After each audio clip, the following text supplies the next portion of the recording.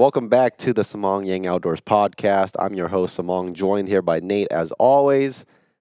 And this week, we're talking about deer hunting because we are approaching that time of year where I know the most of you are getting ready for rifle deer hunting. Nate and I know we are super amped up about it. And so we're going to focus a little bit more on deer hunting, but these are tactics that you can use outside of deer hunting and ultimately use it for any species that you're going after. But as always, before we get started, we just want to thank our sponsors for helping the show. First one we want to thank is just Vortex Optics. Everything optics needs, check them out. No matter your budget, you will probably find something that fits your needs and your budget. And if you shop at Euro Optic, that is EURO Optic.com, you can use code SY10 to save you some cash on all Vortex Optics products. Second of our companies that we just work with and have a blast working with them and using their product is Onyx Hunt. This is a great hunting map software, either on your phone or on the desktop. A lot of people don't use this one on the desktop, but the desktop unlocks a few extra features, especially if you're an Onyx Hunt Premium member. Some beta programs with some terrain analysis and some slope angles and all that kind of good stuff. So just Onyx Hunt, great company, great software, makes your hunt better. Last one, Tacticam, particularly the Reveal cell cams. This has completely changed the way Nate and I scout prior to season. With the cell cams, you set up your cell cams in a spot where it can receive signal, and when something triggers your camera, like a deer comes through, it sends it right to your phone. And this eliminates the need to go constantly check up on your cell cam. But more importantly, with what Nate and I do, we have some highly sensitive areas where the moment animals sense you are present, they tend to start avoiding the area. So if you have a mature deer where they just know the game very well, this can really help you eliminate your presence in an area where you might accidentally push them out. Absolutely. So with that said, as I preluded in this podcast, we're going to be talking about the old school styles of hunting, particularly with deer. But before we get into that, you guys know what time it is. It is Trivia Duel time. Do you got one for me? I do. All right, let's hear it. This is a multiple choice. Beautiful. Which of these unique wild game animals have the most calorie-dense meat? All right, and this is, the answers will be based off of a 3-ounce portion when I give you the numbers. Okay. Is it A, antelope, B, bighorn sheep, C, alligator, or D, raccoon? What in the world? I feel like alligator was completely thrown in the mix. Have you had alligator meat? No, I actually haven't. I actually have had alligator meat. I believe it. It's actually pretty good. I had alligator jerky because we were down in Florida? Portland, Oh, and they had like these by Cannon Beach and whatnot, and they had alligator meat. Now I don't know how many grams of protein that was, but and this is calories, not grams of protein. oh, this is just straight up calories. Straight up calories. Antelope, bighorn sheep, alligator, or raccoon? I'm gonna just go off the limb and say alligator. Okay. I'll start with the lowest. So in 3 ounces of meat, the lowest is antelope at 128 calories. Okay. The second lowest is alligator at 190 calories. Don't tell me it's raccoon. The third is bighorn sheep at 198 calories. And the fourth, the highest of these four, is raccoon, coming in at 217 calories and 3 ounces of meat. Sounds like we should start eating raccoon. I just thought that was fun. Wow, that is actually a great trivia duel question. Raccoon taking the cake at the highest calorie dense meat. Of those. Those? There are higher calories. Really? Yeah. Do you have one off the top of your head? No, I forget. But I tried to pick 4 animals that I don't eat a lot. Yeah, I've never ate raccoon before. Granted, the other day I was driving, I almost hit one. I've skinned raccoons. I never decided to eat them. Dude, this raccoon... They smell gnarly when you skin them. Oh, really? Yeah. I think I'm good on that one. That's a great one. All right. Well, speaking on the spirit of rifle season coming up, in what country did the first ever bolt action rifle come out of? What country was the first bolt action rifle invented in? You want multiple choice? Sure. I have an idea in my head. We'll see if it's one of your options. There's not a lot of options. I'm going to guess Germany. You nailed it. Is it? Yes. The first bolt action rifle was invented by a guy, and I'm probably going to butcher his name. I'm going to say Johann Nicholas von Dries. And he was a German inventor and manufacturer of firearms. And in 1824, so this is like in the 1824, he invented this needle gun, which is essentially like a muzzleloader / early rifle hybrid. And then that was like really the start. So it wasn't necessarily what we know as a bolt action rifle today, but it was through him where it slowly elevated and evolutionized. That's amazing because, in like the 1860s in the Civil War here in the U.S., all the firearms used pretty much were muzzle loaders. Yeah. Just muskets. It caught on quick. But the first technical bolt action was almost 40, 50 years before that even. Yeah. Wow. So I don't exactly know what is considered a bolt action, but I'm assuming like the blueprint or the very early DNAs of a bolt action, that's what they're referring to as the kind of track it back to that. Yeah. Huh. So you nailed it. Germany. Fine engineering. It was kind of like the pinnacle of all the answers if somebody had to guess. So I figured you didn't need multiple choice on that one. Yeah. Folks, if you guys have questions for us, shoot us an email at Trivia Duel. That is TRIVIADUEL at syoutside.com. And we'd love your help with Trivia Duel and Fast Facts, which is coming up later. Absolutely. So with that said, this week we want to hone in on some of the more old school styles of hunting or some of the more overlooked styles of hunting. So if you're new here, I'm going to let Nate kind of start off with how Nate and I typically hunt, and we'll kind of briefly touch on that. And then after that, I will go into the other styles of hunting, which I feel like everybody should have in their arsenal.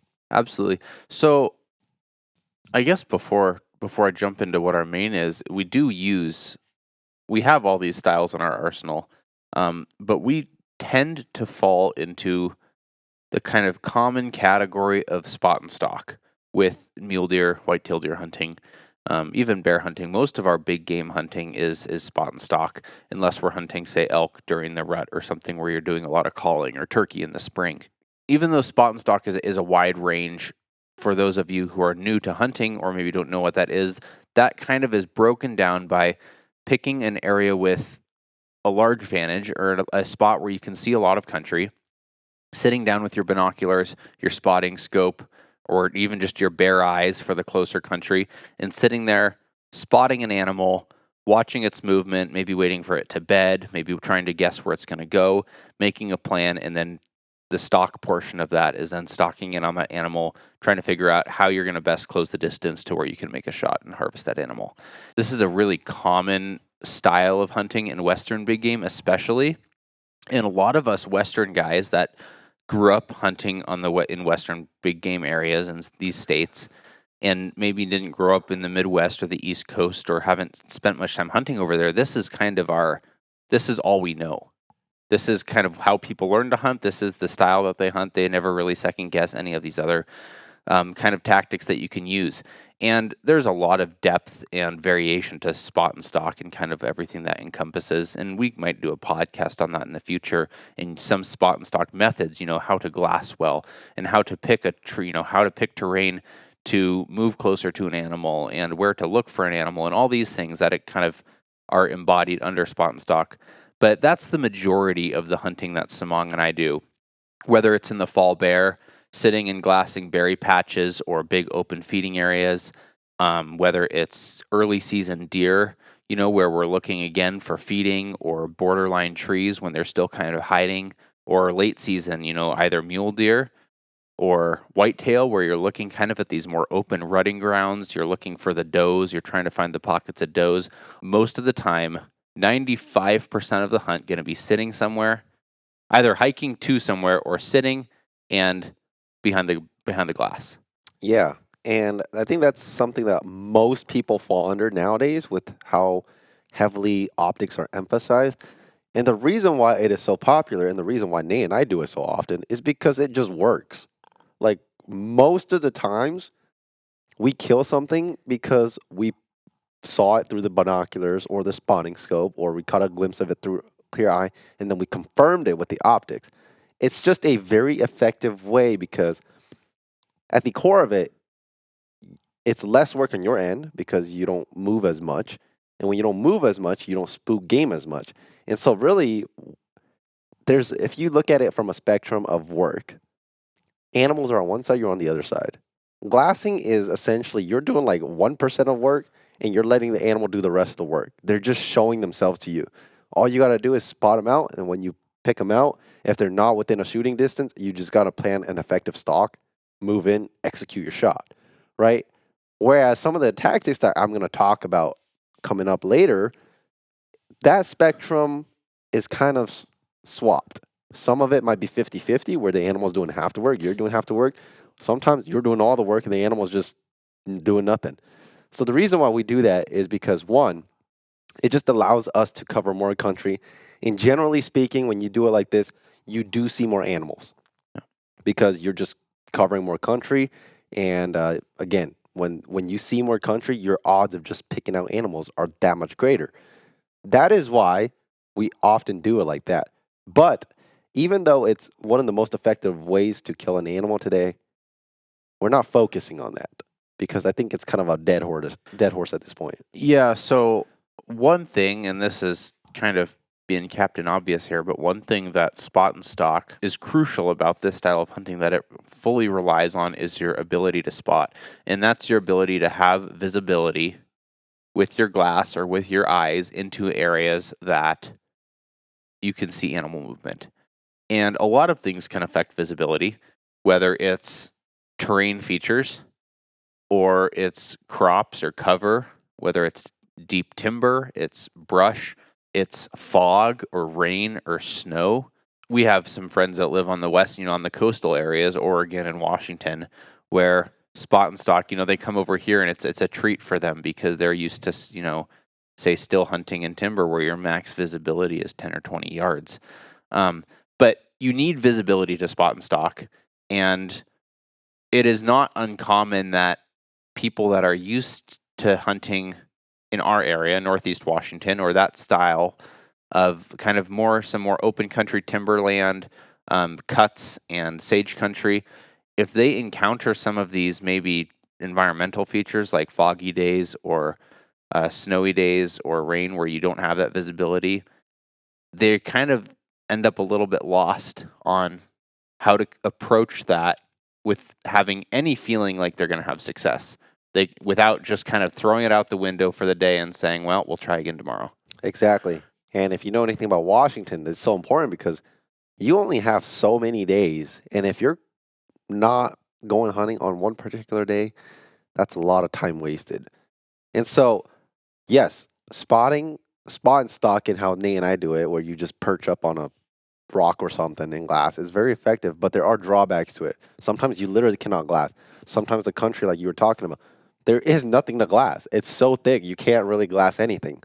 Prime example, a lot of North Idaho, you're not really glassing effectively. There are some clear cuts in here and there or burns and whatnot, but for the most part, it's so thick. It's like glassing's not really effective because the other thing too is like sometimes you can glass, but you're glassing so far away, there is no realistic move for you to actually go and shoot the animal. Mm-hmm. Like if you're glassing like 4 miles away and you got to go down 4,000 elevation and up for another 4,000 feet of elevation, and it's going to take you 8 hours to get there, it's probably not feasible.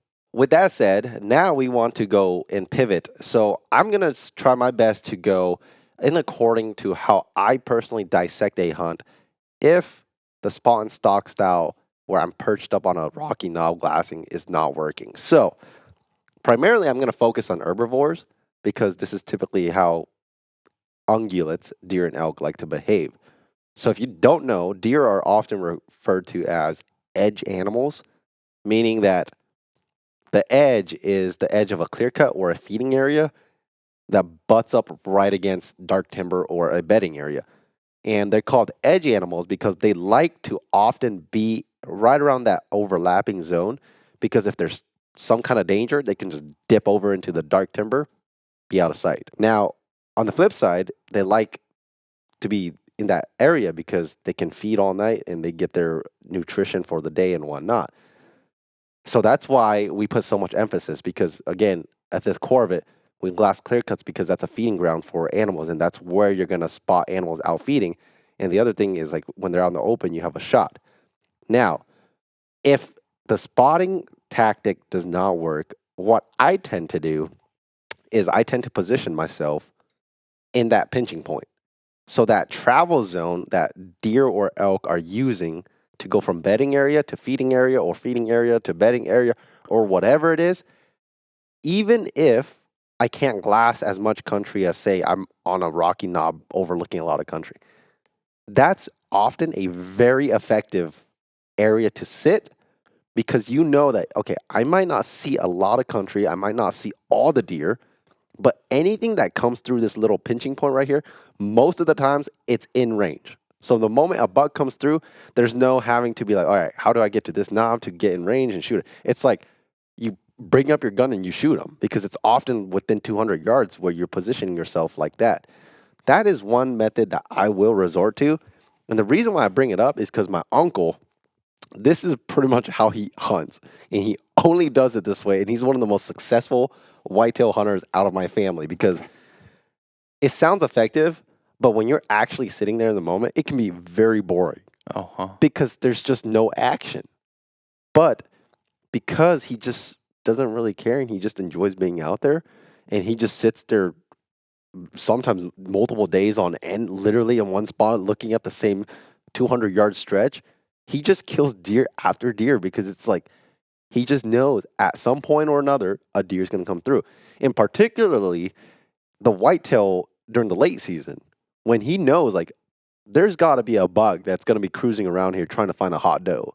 So he has this one spot, and it's not even that far off the road. It's probably like 400 yards off the road that people are driving back and forth.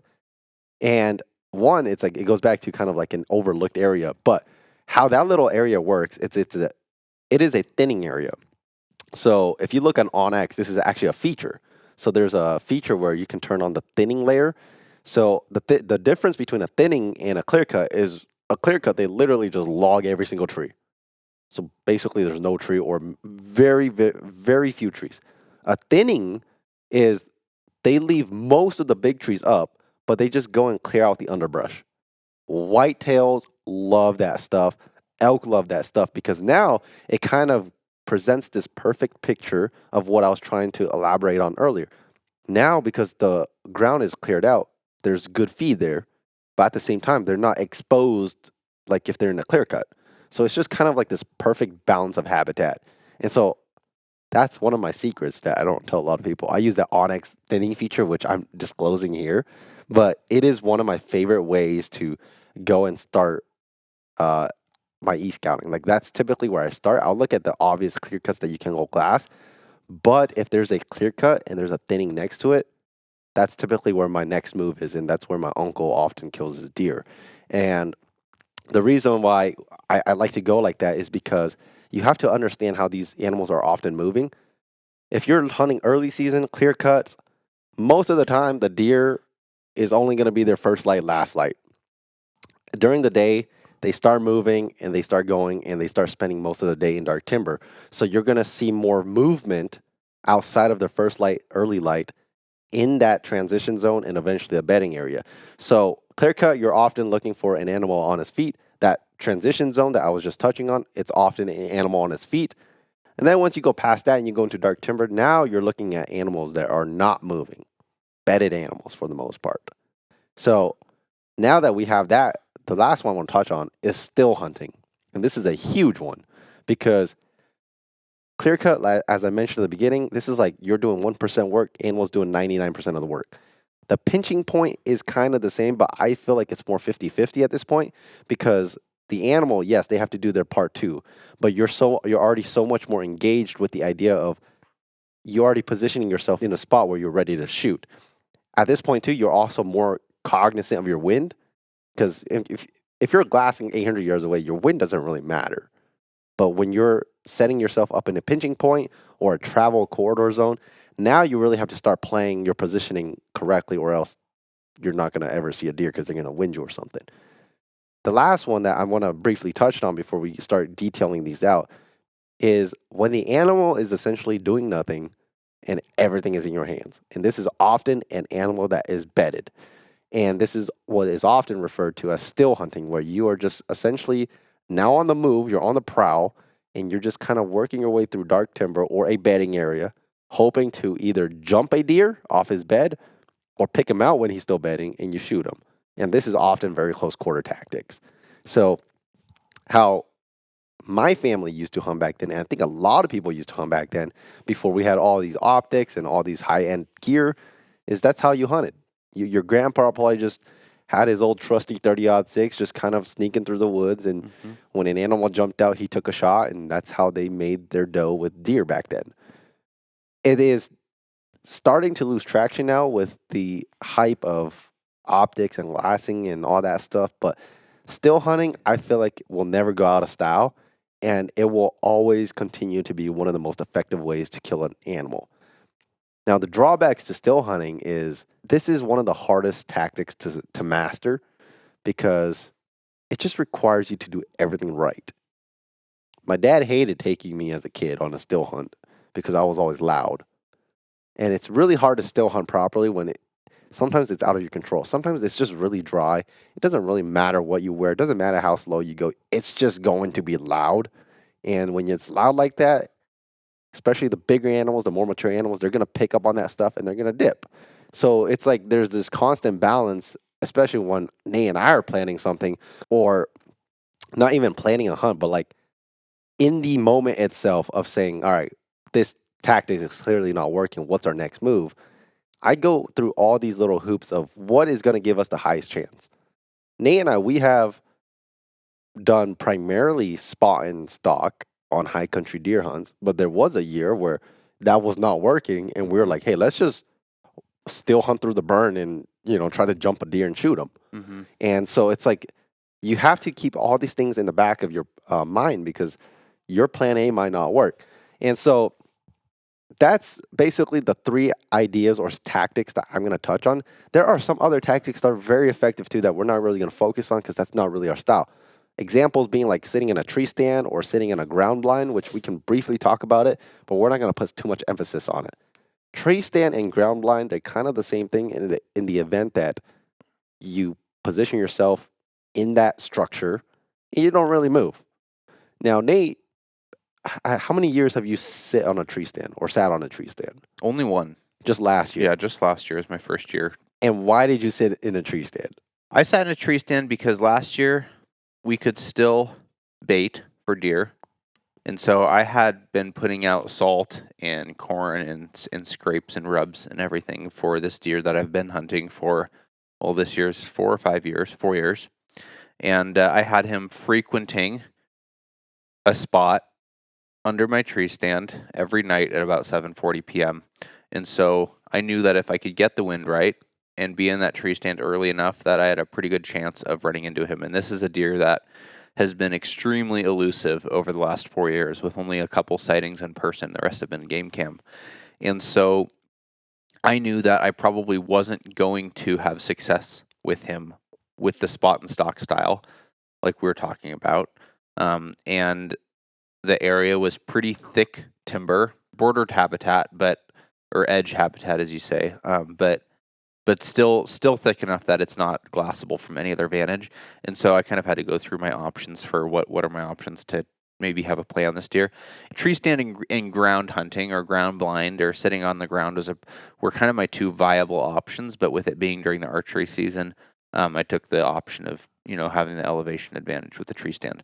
Ultimately, it was my first year tree stand hunting, and I'm not as familiar with the thermals and prevailing winds in Northeast Washington, especially how they change once you get off the ground, and the fact that prevailing winds and thermals interact quite differently above the ground than they do on the ground, even 10 or 15 feet. or like 20 feet in my case. And so the one opportunity that I did have, he kind of hung around out in the brush about 80 or 100 yards away until I went in for the night. Once it got dark, and then he came by about 15 minutes later. But I'm not one to speak on tree stand hunting because this last year is my first year. I plan on doing it again this year if the opportunity arises. But it is definitely a very, and this can go for ground blind hunting as well, unless it's a hunt that you are fully dedicated to, and this is what you kind of live and breathe, is picking spots based off of tree stand placement, deer movement, deer beds. You hunt big timber bucks in the way, say, like a Troy Pottinger of this area does, where you're hunting big bucks to hunt them from the tree stand and maybe very rarely from a ground blind. It's an extremely opportunistic hunt where the opportunity doesn't come around that often. So for me, I have that tree stand in that spot in an area that I know there's a lot of deer activity with decent wind sometimes, and that's just in my arsenal. But then for it to line up to be in season and the correct conditions where I don't want to go spot and stalk or spend other time doing a higher percentage tactic, it's a fairly low frequency hunt for me. The other one I want to touch on briefly is ground blind hunting. And for big game as well as spring turkey, this is a great hunt for kids, because you were just talking about how your dad didn't want to take you still hunting because you made noise and you didn't know how to do that first. And we'll go over this style of hunting like your uncle does, where you just sit in one spot. But one thing that's really cool about a ground blind hunting with kiddos is, this is how I grew up doing a lot of hunting with my dad, is if you find a spot that has that higher traffic, higher ability to see something and move through, and then when they do move through, you're already in range. What a ground blind gives you is a little bit of a break on the movement aspect and a slight break on the noise aspect. So with kids, kids are really fidgety. And so if you have a kid that's not able to go hike, miles and miles and miles doing the still hunting, or hike, way up in elevation up to a glassing knob, a ground blind is a great option to set up. You can usually find pretty good deer activity in some spots not too far off a road. Haul a ground blind in, haul some comfy chairs in, some snacks, a little buddy heater even if it's cold out, and it gives you the ability to spend that time out there. If you're just starting to break in to the big game too, from say grouse hunting, turkey hunting, these other things with your kids, if you're breaking into that big game, but you personally only really know how to hunt pedal to the metal, hiking and doing kind of all the hard things, it can be a physically easier hunt for kids. So that's just a quick thing I wanted to say, because that's kind of the way I started. It's the way I probably plan to start my daughter someday. And it just seems to be, even if you kind of maybe take a cut on success percentage on an age class, or on deer sightings as compared to sitting up on a glassing vantage, it does give you at least the option to be out there with your kid and not feel like it's time wasted as far as the success of the hunt portion goes.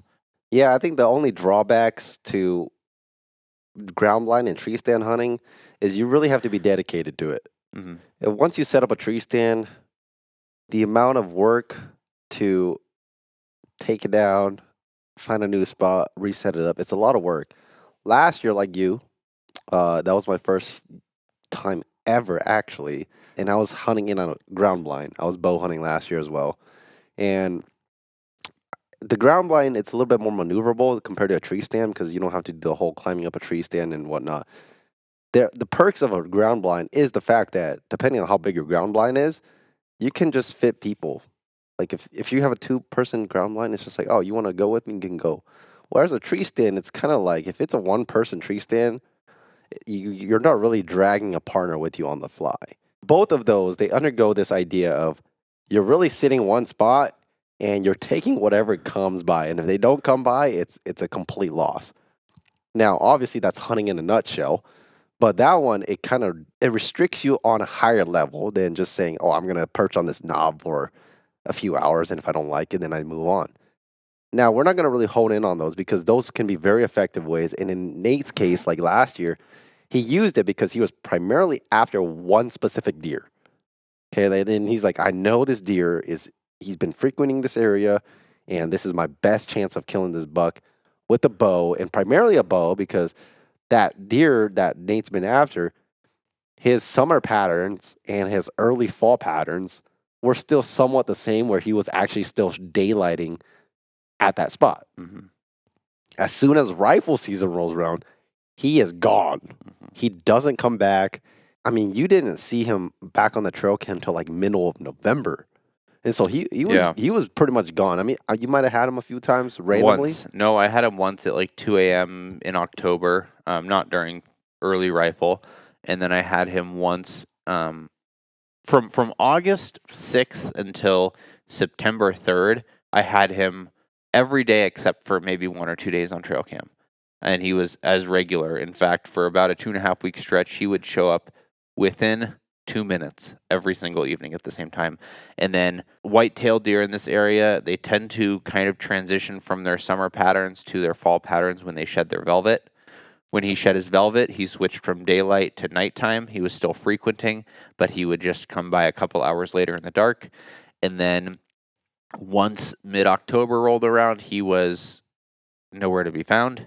Yep. And then he kind of stopped by a few times randomly throughout late October into November. And then the next time I got him daylighting was during the rut in November. So second to third week in November during rifle season. Yeah. And so that's just to highlight the point. It's like the reason why we did that was because in Nate's case, he was like, I had a specific deer, a specific strategy, a specific plan to sit this tree stand, which is why he did it.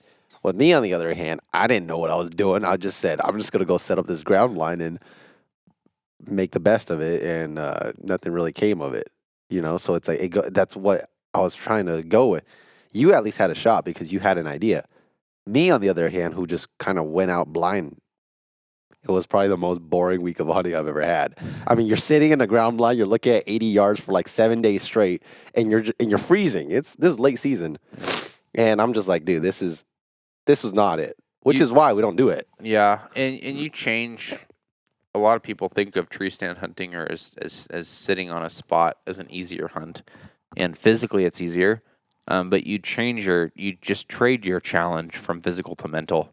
And that's another thing that I don't want to put by the waylay is hunt how you enjoy it. Mm-hmm. If you're not out there having a decent time, or at least some type 2 fun where it sucks in the moment, but this is what you enjoy to do, like a lot of hunting is. If you don't pick a style of hunting where you don't do well with it, or you just really don't enjoy it, and you're going to come out of the woods feeling like it's time wasted. For me, my max for tree stand hunting or ground blind hunting is only a few days.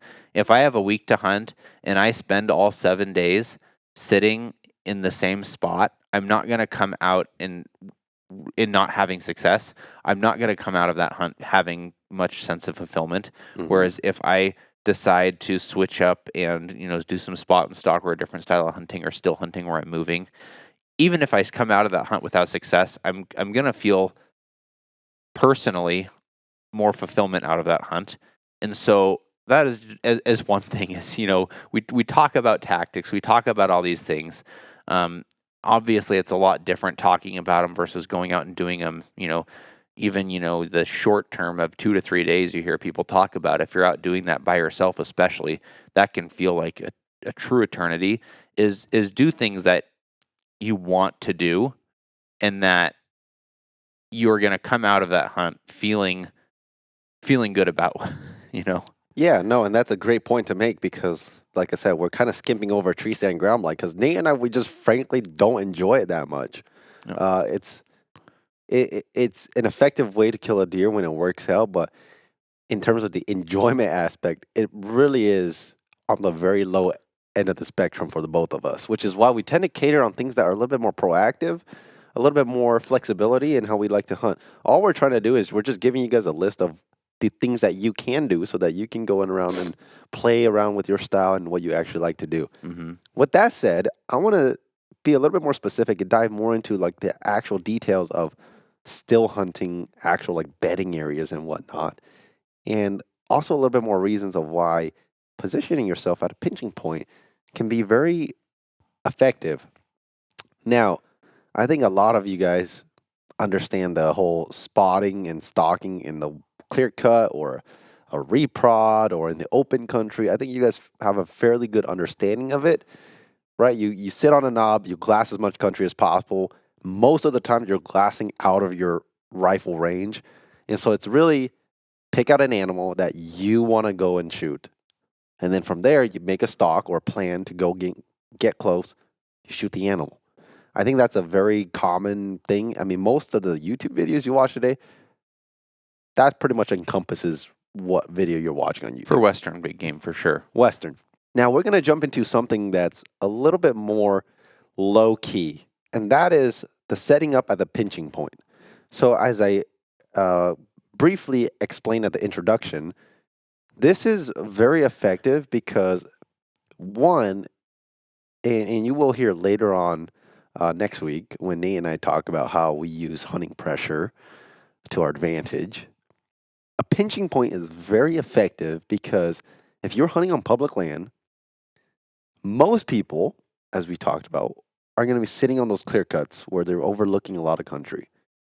And if you position yourself in an area where you know that deer, when they get shot at or they get spooked, are going to be running through, you're going to be the one shooting at those deer. Mm-hmm. So imagine this. I'm going to try to paint the picture. You have a clear cut to the left that a lot of people are going to cater towards. And then right next to that, it's dark timber, but usually there's about a 100 to maybe 200-yard gap where it's a travel corridor where it's not as dark of timber as the actual dark timber, but it's not as open as the clear cut itself. Now, depending on the area, it might be just 100% clear cut, 100% dark timber. There might not be a transition zone, but most of the time there is a transition zone regardless of how it works. Deer are going to be using that travel corridor. And as I mentioned, this is where animals use to escape, whether it's actual predators like wolves or bears or whatever it is. It's also used to escape humans, hunters. It's simply just whatever danger's out there, this is what they're using to go from either bedding or clear cut or etc. So the power advantage or the power position that you put yourself at is you put yourself in a spot there where if an animal is running through that transition, one, they can't wind you, and two, they probably can't really see you. Because the one thing I have come to learn is when you position yourself in these travel zones, most of the times, in my experience, these animals, they're not super alert. They're not really expecting danger out of this one area. Now, granted, I'm sure a lot of mountain lions also use these pinching points to ambush deer. But for the most part, if it's a more open stuff, they usually feel safe about it because they can. Anytime an animal can see, like especially a deer, when they can see far, they just don't feel as skittish. Whereas if like they can only see 10 yards, it's a little bit of a different story. So the reason why I bring this up is because my uncle, who's notorious for using this tactic for late season rifle deer hunting, is because he just knows that at some point or another, two reasons, whether it's a buck trying to find a doe or somebody spooking him, he likes it because my uncle is all about pointing and shooting. He doesn't worry about dialing. He doesn't want to have to put a plan on. He just wants to see the animal and just take a shot. And so if you're that type of person where you're like, I don't want the bells and whistles on a scope. I don't want to take a 400-yard shot or extended range shot. I just want to go there, and if I see one, I'm shooting him right off the get-go. This is for you. So another one is like last year, my little cousin Chris, I sent him to the spot that we found in 2021, where it's essentially the same type of thing. It's in a thinning area where there's clear cuts on both sides, but that's between both clear cuts, and deer will. It's not even really a travel corridor that they use for danger. It's simply going from this clear cut to that clear cut. So it's simply just a path that they use to go from feeding to feeding, essentially. And Chris and his dad filled 2 tags on 2 nice bucks there last year. late season. They shot it like 3 days apart. And so you think about it. A lot of people will say, "Oh, if you shoot a deer here, like you scared out all the deer." It's like, no, they shot those 2 bucks same spot 3 days apart, right? Because it's like when it's something that these animals are just naturally using, they're gonna use it. So the pros of it is like it's a great spot is if all your clear cuts are already being taken, like there's already people watching the clear cut that you were originally going to go watch, or you just don't want to take longer shots and you just want to be ready at the ready. The downfall of that is you do have to know smart positioning. Basically, I guess the point I'm going to try to highlight next is the closer quarters you are to an animal, the more the details of that spot matter. What do I mean by that? When you are overlooking a clear cut, you can be as vague as possible. I can sit up here, I can see as much country. But the closer quarters you get, every little bush starts to matter at that point. If you position yourself behind the wrong bush and the deer comes behind that one bush, it's going to cost you.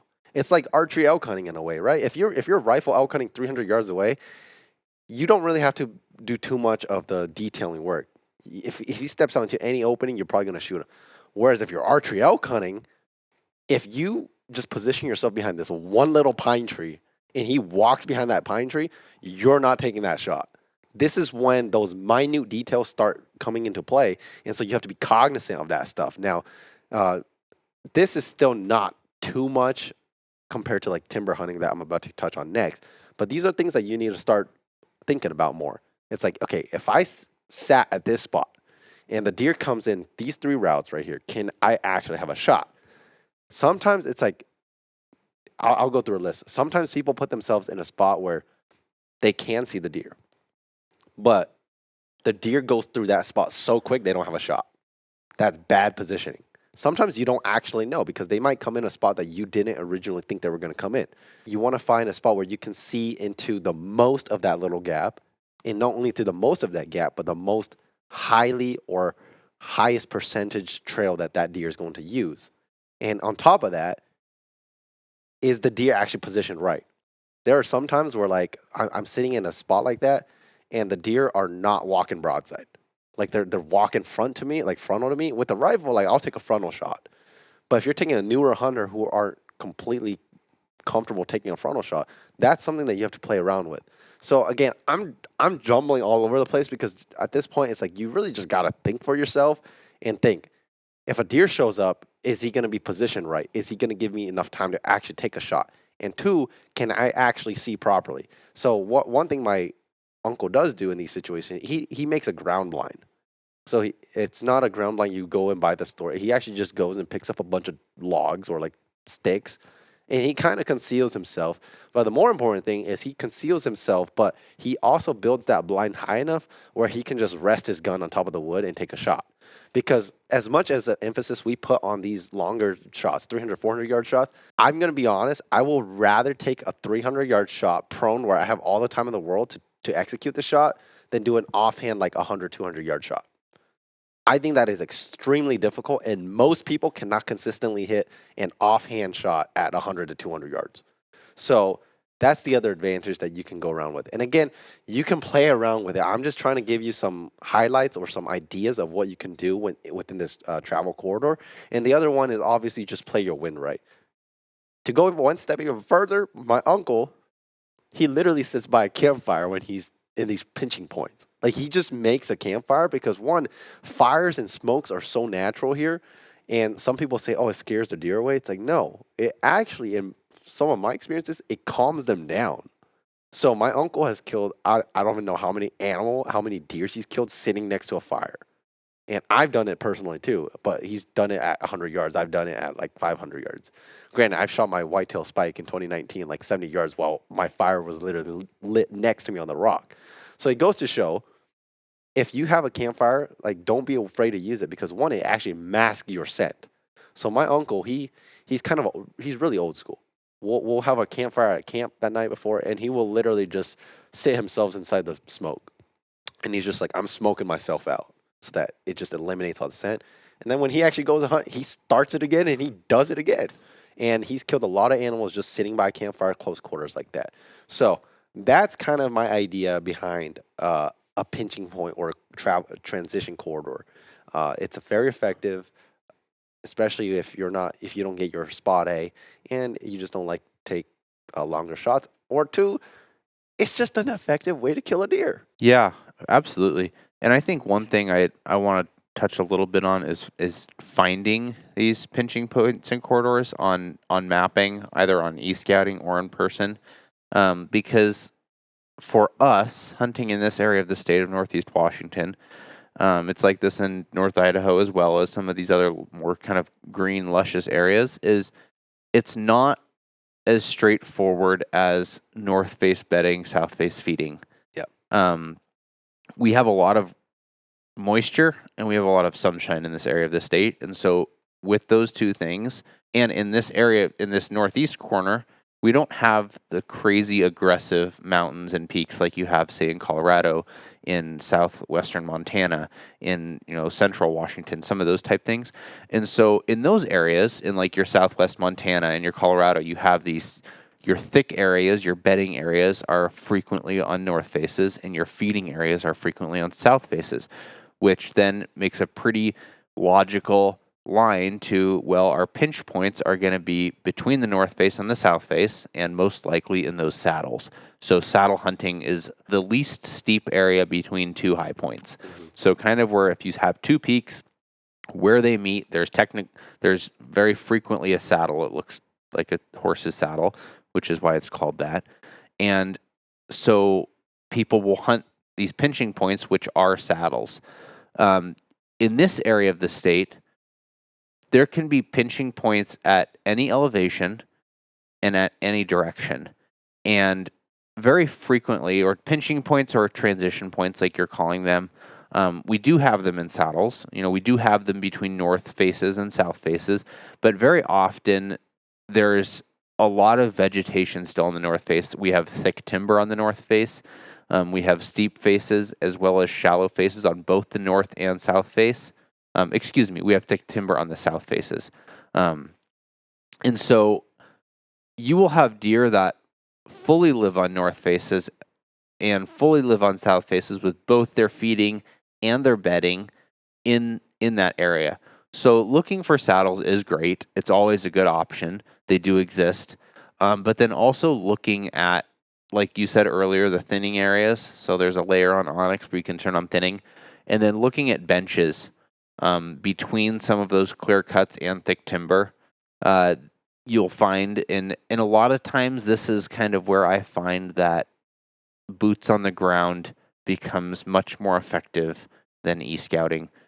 Finding some of these pinching points that you want to position yourself in during season, because the topography on online mapping is great, but it's not perfect, and you are not going to see on your mapping software a 10 or 15 foot flat bench on a steeper hillside. And that is a lot of times kind of those terrain features that you're keying into when you're out there. It's not going to show up in a change in the topography lines. The big benches will, but a lot of times those big benches that show up on the topography lines are thick enough where you're within that bench, you're going to have to pick a spot to sit. You're not going to be able to see that whole bench, or you're not going to be able to hunt that whole bench effectively. So if you truly want to pick out a pinching point, a place where these deer, you give yourself a higher likelihood of them transitioning through between, say, a clear cut in a deep timber, or even between, like you were saying with Chris and your uncle, between two clear cuts, or between, a deep timber and a water, is get out there, put boots on the ground, go out there with deer movement in mind if you're consciously thinking about it, instead of, kind of looking for the glassing points all the time, or if you bring your sight in closer to where you're standing at, where you're walking the game trails right around you, you will be amazed to find what a standard south face clear cut in Northeast Washington or Northern Idaho, how diverse that terrain really is, with little benches, little pockets, little dips in the streams that looks totally flat and clear, but there's a 4-foot dip in a stream that runs down, and deer can move up and down that without ever being detected. You can absolutely do some work ahead of time on online mapping. You can find your clear cuts, you can find your thinning areas, you can find your big saddles and your big benches, things like that. But don't use that as an excuse to not get out there and find some of these smaller terrain features. And like you said, you're not going to be seeing the whole basin or the whole area that you maybe would like to. You're going to have to be okay with focusing in and dedicating spots, dedicating time to a little bit smaller spot, more of a micro environment. But you will find spots with terrain features that you will only see if you see them in person, and will give you a much higher likelihood of keying in on the animals that move through there. Yeah, it's like Onyx gets you started. A good idea of it is like if you look at a thinning area on Onyx, like it'll show you the outline of where they thinned it. But it is only when you are actually there that you actually find the trails that the deer are using. Most of the time in that dark timber on Onyx, it just shows treetops and it doesn't actually show you the actual routes that these deer are using. So yes, Onyx will give you a very good starting point, but it is up to you to go in and find the actual details of where they're going to be.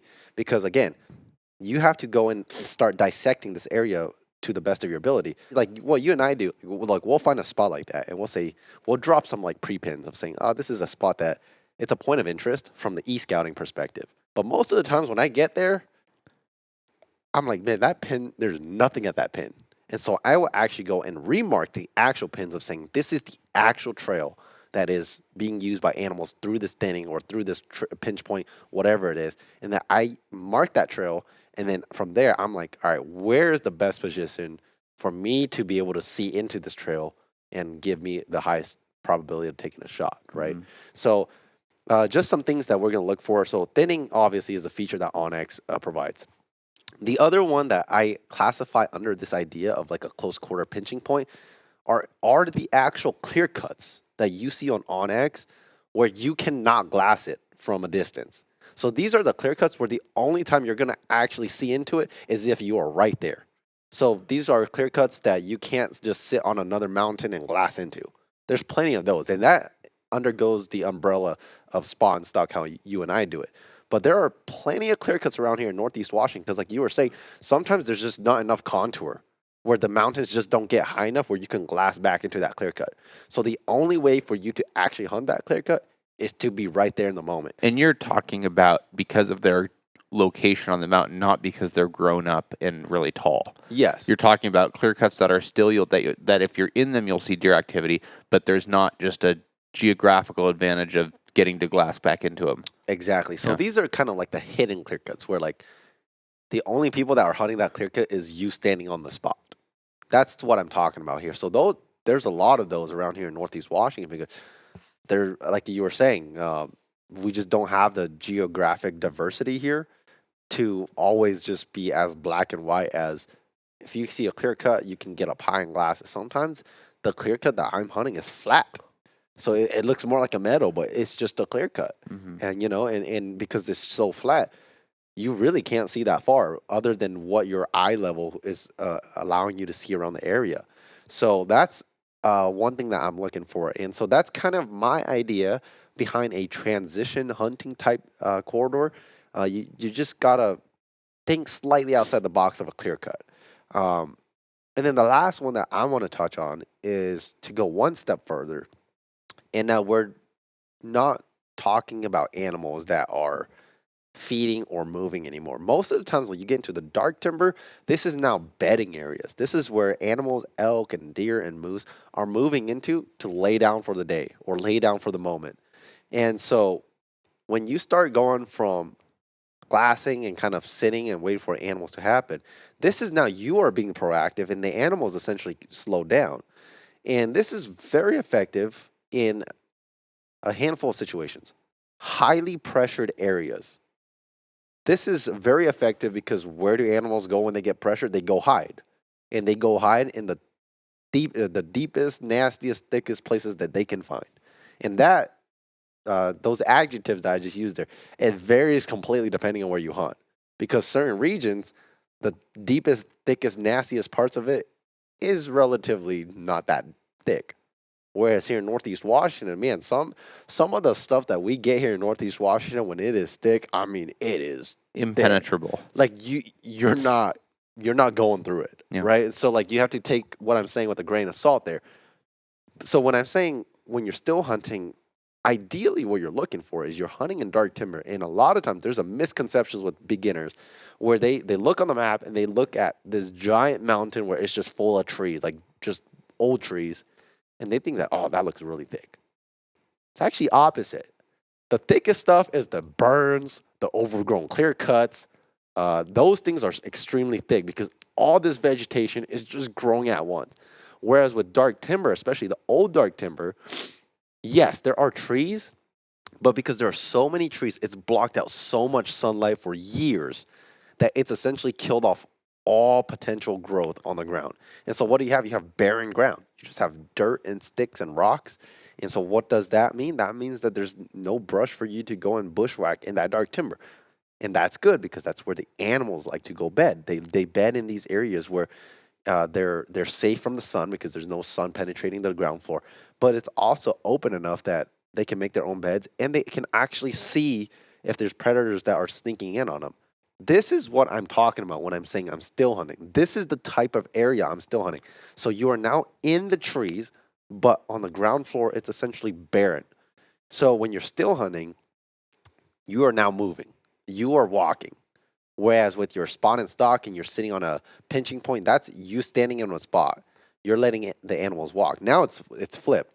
Now in the timber, now in the still hunts, you are the one moving, and it is up to you to pick the animal out, right? So how we do it at deer camp is we hybrid hunt. In the morning we glass, at least I do. I glass. If I don't see anything, I know that once the gunshots start going off, these deer get pressured or they just naturally want to go bed. They start moving into the dark timber. So that's when I go from, all right, optics are going in the harness. Now it's just gun in the hand essentially, and I'm just maneuvering my way through dark timber. And how it works is you have to understand what you're looking at. Sometimes, yes, you will catch a deer standing around, but in the heart of this conversation, most of the time you're looking for a bedded deer. So when a deer's bedded, you're looking at very different things than a deer that's standing. So now instead of looking at a complete deer, you're usually just looking for antler tips or an ear or a head or something that's just A tail flick. yeah, very small details that you're looking for now. So when you still hunt, there's some things that go with it. So my dad and my uncles, they do not hunt with actual hunting boots. They hunt with tennis shoes. I don't know how they do it. That's how I grew up. But if I was to wear tennis shoes today and do that again, my feet would be done after day one. It's just not. It just does not provide the foot support that I need today. But the reason why they wear tennis shoes now is because the sole is soft. And so when they still hunt, it doesn't have that crunch of that hard rubber sole on like a crispy or like a Schnee's boot crunching a pine cone or something on the ground. And so they wear tennis shoes because one, the sole's soft, so there's less noise. On top of that, it's way lighter on your leg. So when my uncles and they move, when you don't have a pound boot on your feet, it's way easier to control your leg. It's way less tiring. And so when they still hunt, I mean, they are literally a turtle. Sometimes they get so slow, I get mad following them. I'm like, dude, like, there's nothing here. Like, let's just keep moving. So being quiet is the first thing that you need to do. And this often just means you need to slow down. Sometimes, some people I've heard of, when they get into like that zone where they're gonna timber hunt, they actually take off their boots and they just straight up wear socks, or they put on some type of stocking, Stockinson type stocking. Yeah, thing. I've never had to go to that extreme. I've just kind of went with the idea is like if he's meant to be mine, like he's meant to be mine, and I've just really slowed down and really still hunting is about your noise and your wind. If your wind is right, the rest is on your foot. So when we go to pick up your foot, and this sounds very basic or very like very funny, comedic, but this is actually everything. It's all about your foot. It's all about your foot placement and how loud it is. So the thing you have to understand, a bedded animal hears the ground a lot better than an animal that's standing because he's just closer to the ground. Like, for example, if I was to lay down on the ground and there was people walking outside, I guarantee you I'd hear them way more clear than somebody who's standing around in this shop just doing their own thing. So every time you pick up your boot and you put it down, you make a thump. If And that's just not including you stepping on dry leaves or sticks or pine cones. You make a thump with your shoe. And every time you make a thump, that is noise to potentially spook a deer off his bed. So again, what does that mean? That means that every time you pick up your feet, you have to be cognizant before you place it back down on the ground. When you pick up your feet, this is how it goes. Slowly pick off your feet. As soon as your boot is completely off the ground, you can move it faster the air. But right before any piece of your boot hits the ground again, you slow it way back down to the point where it's essentially making no noise when you hit the ground. You move extremely slow. I mean, you cover maybe a half mile, maybe a mile in a day, depending on how quiet it is. And that's your day. I mean, a mile in like 8 hours of still hunting is far, but a mile in general is not that far. Like you and I will blow through a mile walking a road in no time. So that's one of the things.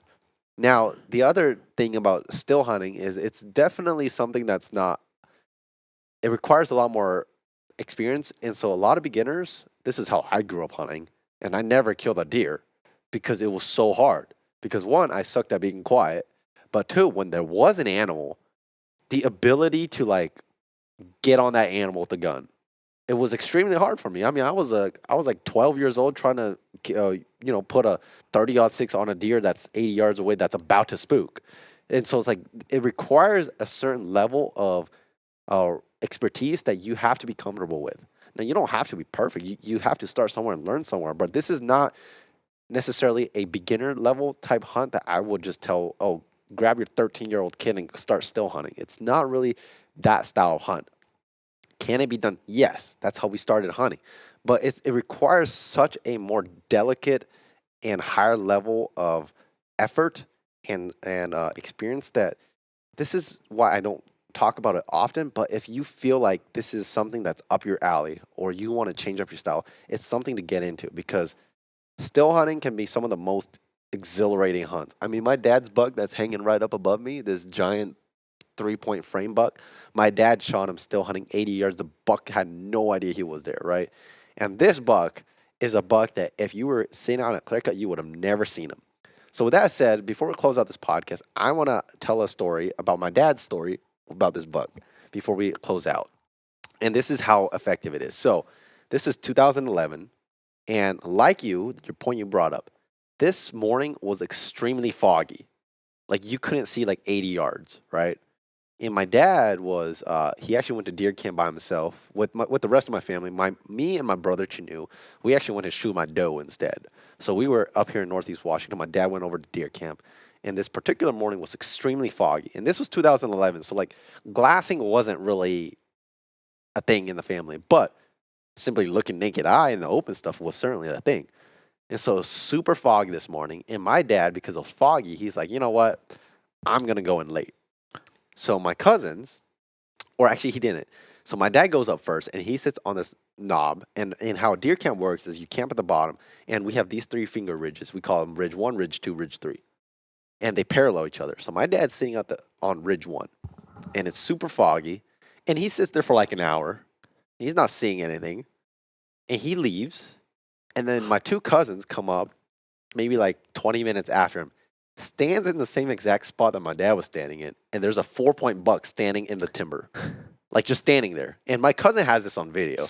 My cousin Sue is the one filming. He's the one that actually was with me when I shot my 6-point bow up here. And he's filming his little brother shoot this deer. And so they shoot, the buck drops on video, and they think they killed the buck. They start celebrating because the buck literally drops as perfect as it can be. Back legs go out, he drops on the spot. They start celebrating, and after a while, they look, the deer gets up, and the deer just casually walks away and disappears in the mist. And they're like, what? They're like, is that a different deer? So they get over there, and sure enough, the deer's just gone. They could never find it. We have no idea what happened to that deer.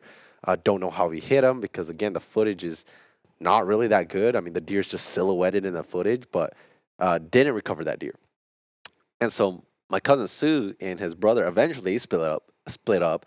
I think my cousin, who actually shot the deer, stayed trying to find that deer, called him for backup to grid the area, just never found it. My cousin Sue, he doesn't have a tag, so he's just walking around with a camera at this point. He's just essentially trying to grid a wider circumference at this point. He goes into the spot where we call the bear pond. And how the bear pond works is it's like this little pond, and it's on drier years it's not actually a pond. It's just like this marsh, and beneath this marsh is just like open sage country, and then it rolls out into a bigger sage hillside. And my cousin Sue, he comes and stands like essentially right under the bear pond, and in the fog again is another massive 4-point buck standing there, just looking like just kind of like chilling. Has no idea my cousin is there, and so my cousin Sue, again, no rifle, not hunting, no license, pulls out his camera, starts filming this buck. And keep in mind, like everybody at deer camp, we have walkie-talkies. Like, yeah, you can call people to come shoot a deer. And for whatever reason, my cousin Sue just keeps his mouth shut. He doesn't say anything. Just kind of watches this buck kind of slowly work his way back down. And at this point, like my dad, how it works is my dad always has his route. And so the bear pond's up high, Sue's up high, and this buck has gone straight down. And my dad, how he works is where he was earlier, he comes up over the saddle and he drops down right into this gut right below the bear pond. Right? So Sue's now a couple hundred yards above my dad. My dad's essentially now still hunting through the timber. And my dad is walking over this rock. And where we hunt, it's rocky country. So it's just a lot of cliffs. And what a lot of these animals do is they actually bed right under rocks. You and I have seen it. We've seen bucks bed in literal caves. So they will go and they will tuck themselves up as closely as they can under these little rock crevices. And so my dad, he's on this flat, and on this flat, it has like a small drop, like 20 feet, like just wall of cliff. And he's walking up, and my dad, he's all about still hunting. So he's got his hand or his gun like in his armpit, just sneaking over. And as he's coming over to look at this rise, it's like he's on top of this cliff. It drops down 20 feet, and then there's a little gut to a little small little rise. And it's only about 100 yards wide. And it's just this one little gap that you can see. Everything else is timber. And my dad, as he's coming and standing over, like he's coming up and like he's taking a step, scanning, pausing, taking another step, pausing. And finally he gets to the edge where he can see right below him. And this giant buck is bedded like 10 feet below him. And that buck gets up and he starts taking off. And my dad at the time, he has this super old budget Walmart scope where you cannot adjust the focus. It's just how it is. And my dad, he wears glasses, but when he looks through that scope with his glasses, it's blurry. So my dad, what he had to do back then was before he takes a shot, he has to take his glasses off, look through the scope, and then take a shot. So as this massive buck is running across this little gap, my dad is trying to take off his glasses and like go for his gun at the same time. This buck is essentially running away, and he's about to crest over. My dad takes a shot, doesn't hit the deer. That buck just disappears. And my dad was furious. He's always complaining about his glasses. Like, I don't know why these scopes, they make it like this. I can never see and whatnot. And so he's furious about this buck. I mean, this buck is a big buck because we know it's a big buck because we all came back and looked at Sue's footage, and it's just a freaking monster of a 4-point. Just a mainframe 4x4, probably like a 160s class, right? And my dad's like, I just missed the biggest buck of my life. So he's mad about it. He calls my uncle. They grid the area, can't find him. And he's just like, all right, whatever. So he comes back to where he originally was, and he starts still hunting again. So now he starts going again, and maybe about 600 yards away, he comes out of this little dip, and there's like a spine of the ridge, and this is all in the timber, and he can see about 30 yards up to the spine, and he's like, I can hear deer on the other side. So he crawls his way up to the spine of that ridge, and he looks across on the adjacent parallel ridge, maybe only about 80 yards, and he spots 2 mule deer does like feeding around. And my dad's like, oh, perfect. So my dad kind of just leans up against the ground, kind of on his elbow, gun's ready and everything, and he's just waiting. And like these 2 does just kind of like, they keep feeding around. And up over the rise, he just sees this giant rack come over the rise. And my dad's like, that's a shooter. Because there's a 3-point minimum rule. And the moment he saw, he's like, I don't even need to count points. Like, I already know he's legal. He comes out, stands right next to a doe, shoots him at 80 yards, drops him on the spot. And that's this buck right here. Wow. So my dad had 2 opportunities in one day at 2 monster bucks within 500 yards of each other, timber hunting. And that's the story of how he killed his buck. And obviously got the rest of the family to come over. So think that day, no glassing, super foggy. My cousin Guy, that's the one that shot the buck first thing in the morning that they couldn't recover. That was a nice 4-point buck. Sue came and filmed the one that my dad shot at. Monster 4-point. And then my dad shot this 3-point buck. Or he's actually a 4x4, but he's a 3-point frame. That's the power of timber hunting right there. But the reason why my dad was able to do it like that is because he has simply mastered that style of hunting where he knows how to be quiet, he knows how to play his wind right, and he just knows how to execute those shots when they actually matter, because those are shots that sounds very easy. 80 yards, that's easy. But to do it in those situations, those close quarters, where every movement might get you caught, those are where it separates people who are very experienced and people who are, newer. Because when my dad was like, yeah, by the time the deer walked out, I essentially moved. I hardly moved. Whereas if you put a rookie there, he might be fumbling around and trying to get oh, I can't do this, making all this ruckus, and the deer's gone, right? So there's a expertise, or there's a level of difficulty, and there's layers to all these different types of hunts or styles of hunts. But the reason why we want to touch on it is because this season is particularly here in Washington. A lot of times I feel like the most successful hunters that I know are people who use a hybrid of different tactics.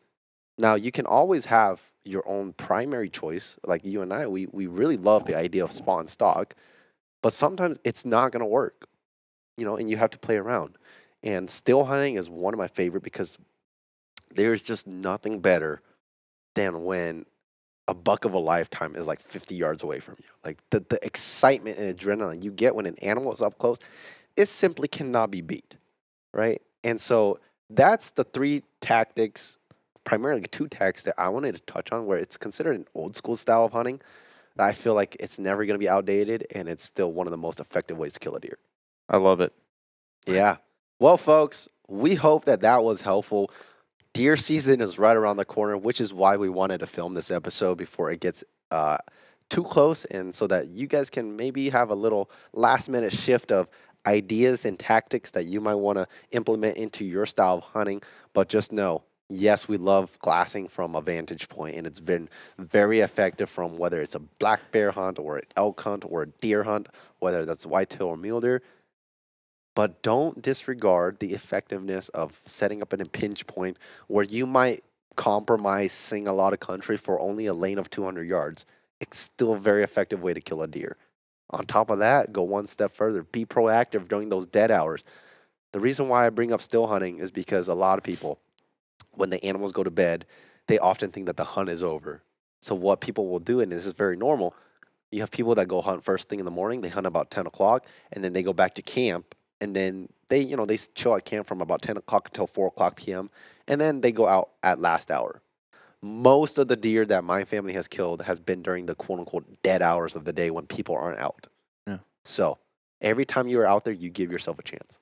Yeah, absolutely. And this is really obviously poignant for early season when you do have deer outside of the rut with the longer days. You have those 5, 6, 7 hours during the daytime that you have, like you were saying earlier, not as much time in Washington to hunt as other states.